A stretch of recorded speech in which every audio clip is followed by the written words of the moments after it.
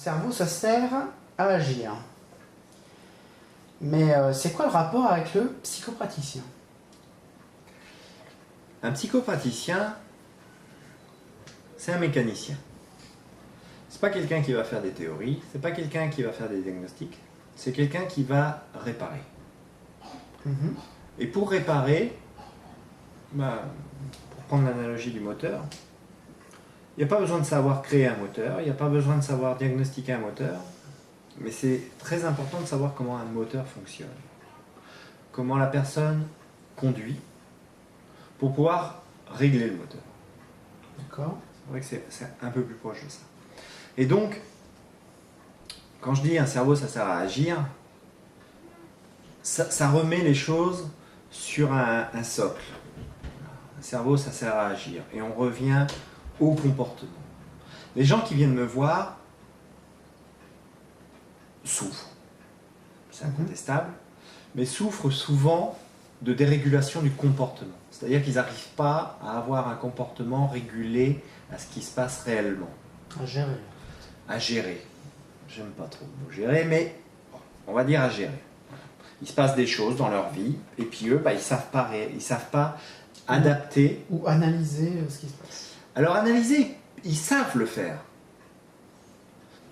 Un exemple tout simple, la phobie. Il y a une araignée qui traverse. Tu sais que tu ne dois pas crier. Tu sais que tu ne dois pas monter sur une chaise. Sauf que tu ne peux pas t'empêcher de le faire. Donc, il va y avoir des choses qui vont se passer. Intellectuellement, tu vas les comprendre. À l'étage de la pensée, tu vas les comprendre. Ouais. Mais tu ne vas pas pouvoir t'empêcher d'avoir une réaction de type phobique et de se mettre à crier, de monter sur une chaise ou je ne sais quoi. D'accord. Donc, tu vois, c'est vraiment...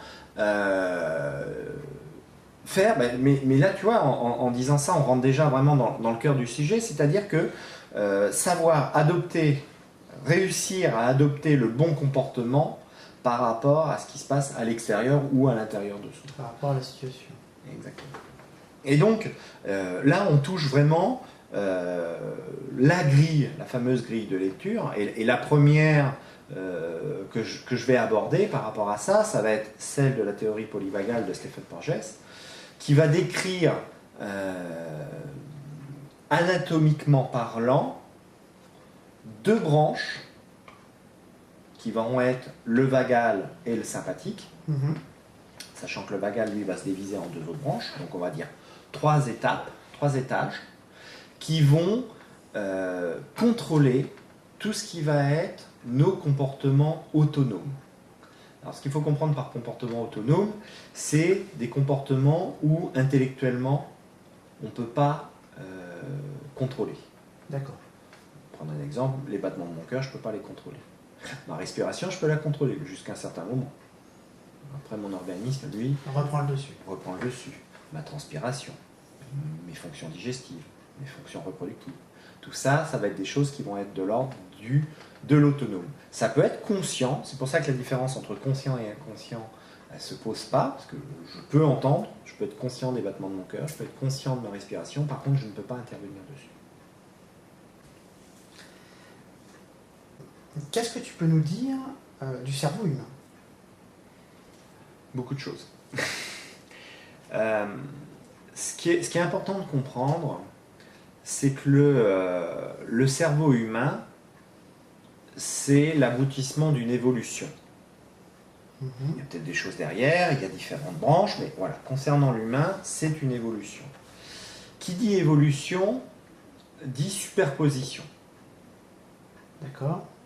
Dans le cerveau humain, on va retrouver, comme dans l'évolution, en tout cas de ce qu'on en sait, on va retrouver un cerveau primaire qui va gérer les organes, qui va gérer différents mécanismes de type réflexe. Donc ça, c'est vraiment ce qu'à une époque on disait reptilien. Bon, maintenant on l'utilise moins, mais je trouve que à ce niveau-là de compréhension, c'est une très bonne image de dire voilà, on a un socle qui est un cerveau reptilien. Encore une fois, c'est plus tout à fait exact, mais c'est très, très imagé. Par-dessus, on va avoir un autre cerveau qui va englober, qui va permettre, en fait, pourquoi il y a plusieurs cerveaux comme ça? C'est pour affiner les comportements. C'est pour avoir des comportements encore plus réactifs, encore plus rapides, qui vont permettre une adaptation au milieu encore plus efficace. D'accord. Donc, on a le reptilien. Par-dessus, on va avoir ce qu'on appelle le limbique, qui est le cerveau des mammifères, qui lui va mémoriser des choses de son expérience. Le reptilien, lui, ne mémorise pas.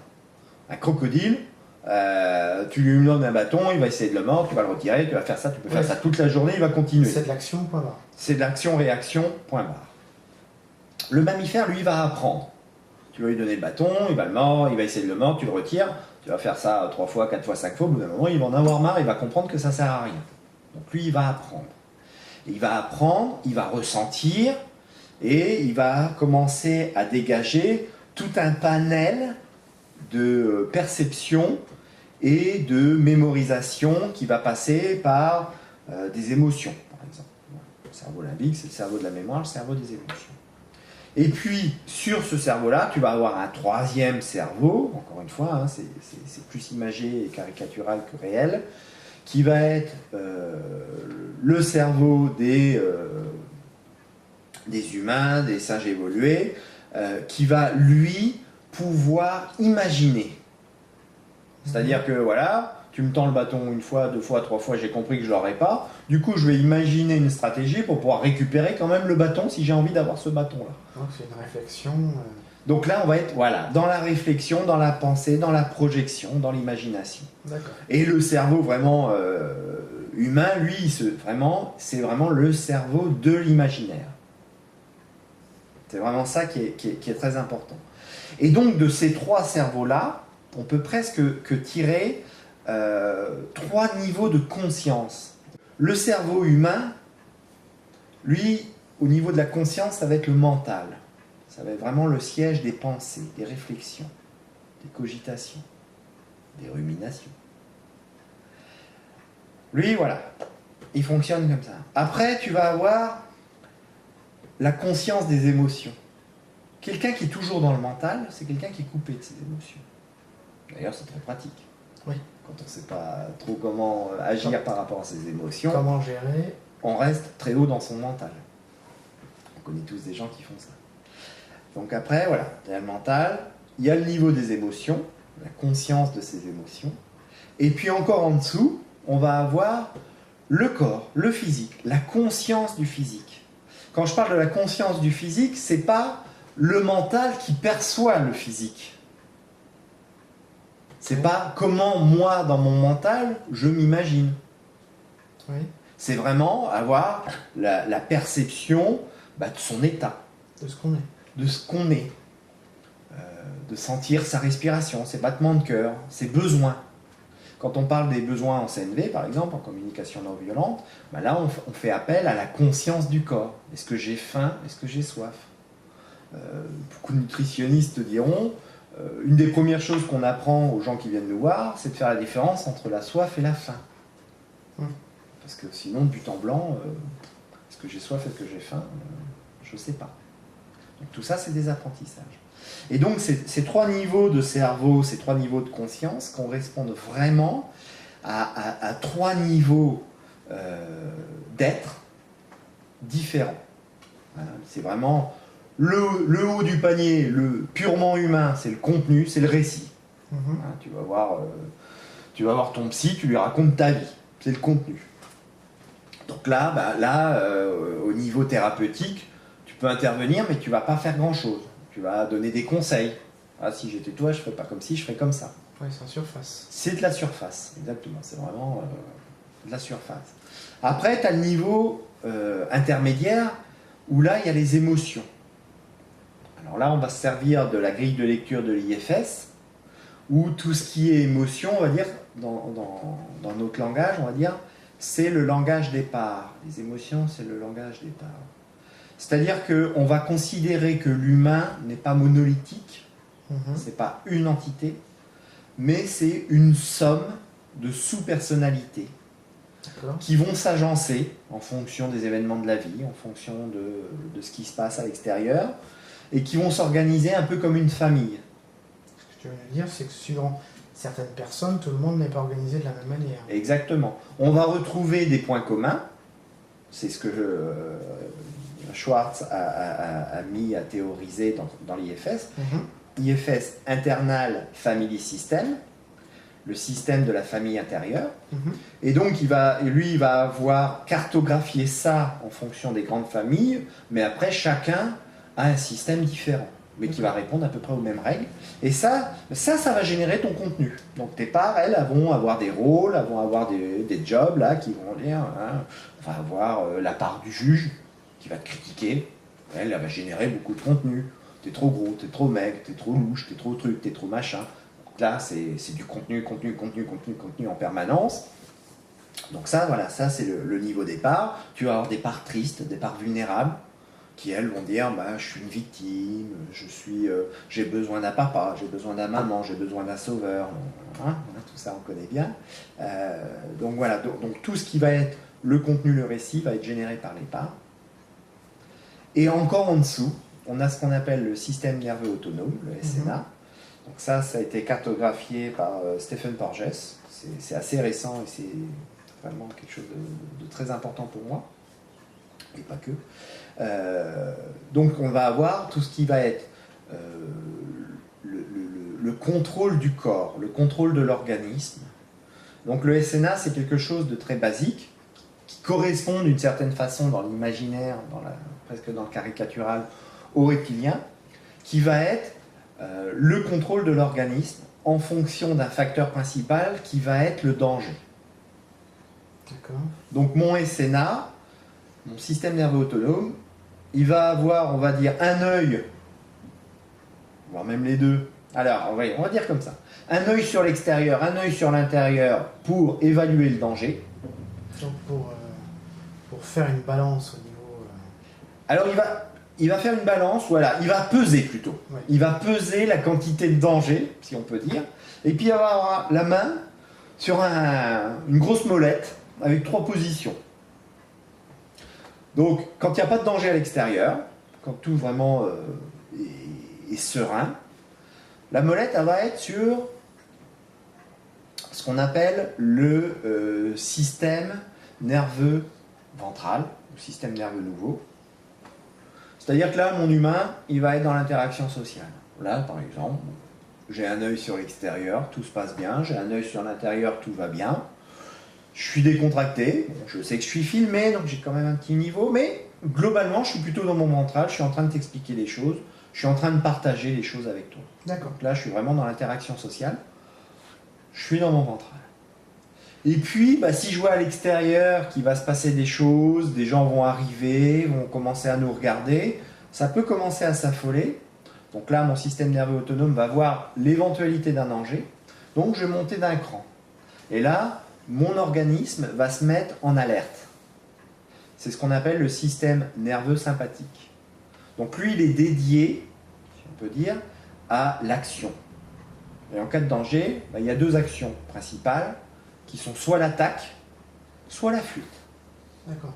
Si par exemple, je te dis, je vois quelque chose à l'extérieur qui m'inquiète, mon action, ça va être de fermer le rideau, de nous isoler. Donc ça va être plutôt de la fuite. Ou alors je vais sortir, puis je vais, si tu fais là, tu as un problème, je serai plutôt dans l'attaque. D'accord. Donc ça correspond à un niveau de danger qui est gérable, on va dire. Voilà. Il y a un danger à l'extérieur, mon système nerveux autonome va me mettre dans le sympathique. Physiologiquement, ça veut dire quoi? Ça veut dire que ma circulation sanguine va être modifiée. Le sang va se retrouver principalement sur les organes cœur, poumon, pour lancer la machine. Ma digestion va s'arrêter. Plein de fonctions qui ne sont pas utiles dans l'attaque ou la fuite vont être arrêtées. Et puis vraiment, je vais préparer la machine. Là, je vais brûler des calories. Et je vais me servir de mes réserves énergétiques pour monter le moteur. D'accord. Et puis, si le danger à l'extérieur devient vraiment un péril, ce qu'on va appeler un danger de mort imminente, en fait là, mon système nerveux autonome va aller chercher les stratégies qu'il a connues à l'époque du reptilien, en termes d'évolution, et là, je vais plutôt aller dans le figement. Alors le figement, pour l'illustrer, on a tous vu les vidéos où une gazelle se fait poursuivre par un guépard, par exemple. Le guépard la rattrape, et la gazelle se fige. Elle tombe au sol, elle est comme morte. Oui, parce qu'elle a une réaction. C'est vraiment une réaction physiologique d'effondrement. Elle est comme morte. Et en fait, c'est une stratégie. C'est encore une stratégie. On n'est fait que de stratégies comportementales où, en fait, le fait d'être effondré comme ça a deux intérêts. Soit je vais me faire dévorer et je vais rien sentir, parce que dans mon corps, il y a plein de substances qui vont être sécrétées par mes glandes qui vont complètement m'endormir. C'est des dérivés d'opiacés. Je vais te sentir la douleur. Je ne vais pas sentir la douleur. Donc ça, c'est le premier intérêt. Le deuxième intérêt, c'est que le prédateur, il a peiné à m'attraper. Donc il est fatigué lui aussi. Et en fait, il va me voir complètement inanimé. Donc il va pouvoir se reposer un peu avant de me manger. Parce que bon, lui pareil, il était dans le sympathique. Le sympathique, par exemple, voilà, ça m'empêche de digérer. Donc quand je suis dans mon sympathique, je ne veux pas me mettre à manger. Ça sert à rien. Donc, le prédateur va se réguler, il va se calmer, il va diminuer son état de sympathique. Voilà. Et pendant que ça arrive, ça opère, ça me laisse, moi, l'opportunité de sortir de mon figement et de me sauver. Et de m'enfuir. C'est ça. D'accord. Donc voilà, c'est les deux gros intérêts, les deux grosses stratégies qui sont à la base du figement, c'est ne pas souffrir si je me fais prédater et me laisser l'opportunité de m'enfuir. D'accord. Et bien ça, en tant qu'humain, et ça, je trouve que c'est essentiel d'avoir ça en tête quand on fait un travail thérapeutique, c'est que la personne qui est en face de toi peut être dans ces trois états. En même temps? Alors non, ça c'est impossible. Alors ça c'est une des découvertes de Porges, c'est qu'il y a une hiérarchie. C'est-à-dire que si je suis dans mon ventral, je ne peux pas être dans mon sympathique ou dans mon dorsal. Et ça se fait dans cet ordre-là. C'est-à-dire c'est soit ventral, sympathique, dorsal, soit dorsal, sympathique, ventral. Donc, la gazelle. Il y a un créneau qui fait qu'il y a une ascension C'est ça. ou une descente. C'est ça. Dans le... C'est pour ça que nous, on parle souvent de descendre dans le dorsal. La gazelle, quand elle est figée et qu'elle va se réveiller, elle va se mettre à courir.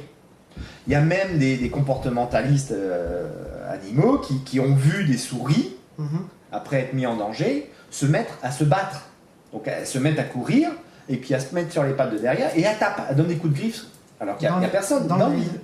Parce qu'elles sont en train de mimer la fuite ou l'attaque. D'accord. Donc ça, c'est vraiment très très important au niveau de la thérapie. C'est ce que des gens comme Déborah Dana ou François Ledoz ont appliqué à leur modèle thérapeutique. C'est que quand on sort du dorsal, ça se fait par l'action, ça ne se fait pas par la parole. D'accord. Et ça, c'est juste énorme, quoi. Et de voir ça sur nos modèles thérapeutiques, quand la personne est figée, la ramener par du mouvement, là du coup c'est nous qui incitons au mouvement, je reviendrai là-dessus, c'est des guérisons qui ont lieu, des reconstructions mnésiques qui ont lieu sur de simples petits mouvements. C'est impressionnant à voir. D'accord. Je reviendrai là-dessus après. Et donc voilà, pour moi c'est vraiment essentiel de baser une pratique thérapeutique sur ses connaissances physiologiques. Alors si j'ai bien suivi, tu m'as parlé de 3 niveaux de conscience. Le mental, qui correspond au contenu. C'est ça. L'émotionnel, qui correspond aux parts. Le monde des parts, tout à fait, ouais, des sous-personnalités. Le physique, qui correspond au système nerveux autonome. Et à tous les organes, la conscience de son organisme, oui. Et la conscience spirituelle dans tout ça. Ah, le spirituel. Alors ça va être une lecture personnelle. Pour moi, le spirituel, c'est l'alignement des 3 autres consciences. C'est-à-dire que quand tu es conscient de ton mental, voilà, tu as ton mental, c'est ton discours. Tu t'identifies pas à ton discours. Ton discours, il est là. C'est tes parts. Voilà, tu sais, bah voilà. Là, je te parle, j'ai ma part, voilà, j'ai conscience qu'il y a une part de moi thérapeutique, une part de moi qui veut bien faire mes vidéos, qui veut bien parler, une part de moi qui s'amuse énormément de tout ça, une part de moi papa qui écoute ce que ma fille fait là-haut. Voilà, bah, tout ça c'est là, c'est présent, c'est dans mon discours interne. Bon, voilà, il y a tout ça. Ça fait partie du mental. Ça c'est voilà, c'est tout ce que mes parts vont discuter entre elles, les conflits, les choses comme ça va être dans mon mental. En dessous, j'ai la conscience de mes parts que j'ai nommées là, voilà, par papa, par thérapeute, par copain, voilà, machin. Tout ça, c'est le niveau de mes parts. Et puis en même temps, bah, j'ai conscience que mon organisme est en train de digérer, que je sens bien que je suis quand même un peu dans mon sympathique, parce qu'il y a un exercice là auquel je ne suis pas habitué, il y a toutes ces choses-là. Mais en fait, quand tout ça, c'est vraiment aligné, que c'est vraiment conscient, ben, j'accède à un niveau de conscience qu'on peut considérer comme un niveau spirituel. Voilà, je suis aligné sur ce que je suis, sur qui je suis et sur ce que j'imagine que je suis. Et là, ouais, là on peut arriver vraiment à une conscience spirituelle qui est très difficile à décrire, mais qui est vraiment en lien avec ce qui fait de nous des hommes. Et ça, c'est vraiment quelque chose de très important, qui est la relation. Le fait d'être relié. Et ça, c'est vraiment quelque chose... La spiritualité, c'est pas je crois en ceci, je crois en cela. Ça, c'est du mental. Ça, c'est vraiment le niveau mental. La spiritualité, c'est vraiment de vivre cette connexion. De vivre ce système nerveux autonome sur lequel je reviendrai plus tard, qui fait qu'on est connecté par nos organismes, toi et moi, et même les gens qui sont autour. Toutes ces choses-là font vraiment un autre chose qui est, lui, du domaine du spirituel, qui fait que même avec les plantes, même avec tout ce qui compose mon milieu, je suis relié. Là, on est vraiment au niveau du spirituel.